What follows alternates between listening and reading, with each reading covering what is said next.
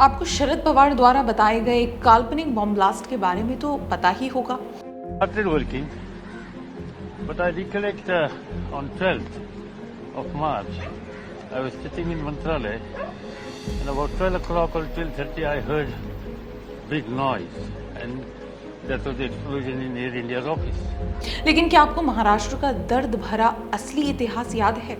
ना तो आतंकवादी काल्पनिक थे और ना ही बम ब्लास्ट, और उन अटैक्स का जवाब कैसे दिया गया इस बात का प्रूफ भी कोई मांग नहीं सकता, क्योंकि कांग्रेस कभी डोजियर्स के आगे बढ़ी ही नहीं। यही मुंबई में 26/11 हुआ, यही यूपीए की सरकार डोजियर लेके फिरती रही। महाराष्ट्र के चुनावों में अब कुछ ही दिन बचे हैं। ये चुनाव राज्य की 6 पार्टियों के लिए अस्तित्व की लड़ाई मानी जा रही है। इसी बीच भारतीय जनता पार्टी के राष्ट्रीय अध्यक्ष और केंद्रीय मंत्री जेपी नड्डा ने महाराष्ट्र में आतंकवाद को लेकर यूपीए सरकार के कमजोर रवैये को ले सवाल उठाए और कहा, मुंबई पर 26/11 का हमला हुआ, ये सरकार पाकिस्तान के खिलाफ डोजियर लेकर घूमती रही और यहाँ कसाब को बिरयानी खिलाती रही।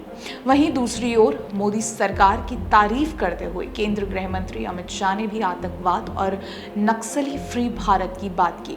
पर अब बात करते हैं कैसे शरद पवार और कांग्रेस की सरकार में महाराष्ट्र आतंकवाद में लिप्त रहा।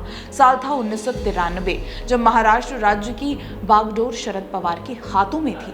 1992 के दंगों से मुंबई उभरी भी नहीं थी, जब मार्च 1993 में एक ऐसी घटना हुई जिसे भारत का सबसे बड़ा कोऑर्डिनेटेड आतंकवादी हमला कहा जाता है।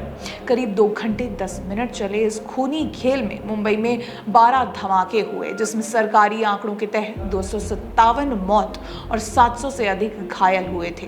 भारत की आर्थिक राजधानी में ब्लास्ट वाली जगहों में Mahim causeway, plaza cinema, Zaveri Bazaar, century Bazaar, Katha Bazaar, Air India की building, hotel Sea Rock, hotel Juhu, Centaur, Worli, मछुआरा कॉलोनी और पासपोर्ट ऑफिस शामिल थे। देखा जाए तो ये भीड़ भाड़ वाली जगहों में हिंदुओं के बहुत इलाके शामिल थे, परंतु उस समय के मुख्यमंत्री पवार काका ने एक मुस्लिम बहुल इलाके में 13वां ब्लास्ट होने की झूठी बात की। कुछ सालों बाद इस झूठ को मानते हुए पवार ने ये बहाना दिया कि वो कम्युनल हार्मनी बनाए रखना चाहते थे, परंतु इसके पीछे की असलियत पर आज भी सवाल उठते हैं।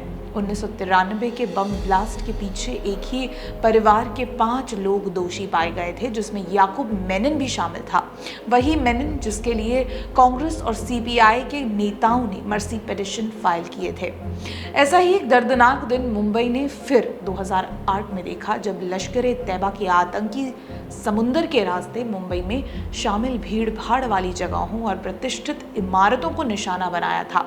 26 नवंबर 2008 को मुंबई शहर में शुरू हुआ ये हमला करीबन 6 दिन चला, जिसमें 160 से अधिक लोग मारे गए और 200 से अधिक घायल हुए। Taj hotel, Oberoi hotel, Leopold cafe, Chhatrapati Shivaji Maharaj station, Nariman house और कामा हॉस्पिटल को निशाना बनाया गया था। उस वक्त भी महाराष्ट्र में कांग्रेस की सरकार थी और इस आतंकवादी हमले को भगवा आतंक करार देकर पास करना चाहती थी, परंतु मुंबई पुलिस के तुकाराम ओंबले ने अपनी जान देकर अजमल कसाब को जिंदा पकड़ा और हमले के पीछे पाकिस्तान है ये साफ हुआ। वहीं 2010 में हुए पुणे की जर्मन बेकरी ब्लास्ट में 17 लोगों ने जान गंवाई और 49 घायल हुए, जिसमें इंटरनेशनल टूरिस्ट भी शामिल थे। इस हमले के पीछे student Islamic movement of India SIMI और इंडियन मुजाहिदीन थे। ये वही मुजाहिदीन आतंकवादी ग्रुप है जिसने 2012 में पुणे में लो इंटेंसिटी बॉम्बिंग्स की थी और 2011 में मुंबई में 3 सीरियल ब्लास्ट किए थे, जिसमें 20 से अधिक लोगों ने अपनी जान गंवाई और 130 से ऊपर घायल हुए। मुंबई जो कभी आतंकवादियों का हॉटस्पॉट था, वो पिछले 14 सालों से शांत है। अब इसमें सरकार बदलने का कोई कनेक्शन है या नहीं, ये आप डिसाइड करें, और तब तक के लिए बने रहें द पैम्फलेट के साथ। धन्यवाद।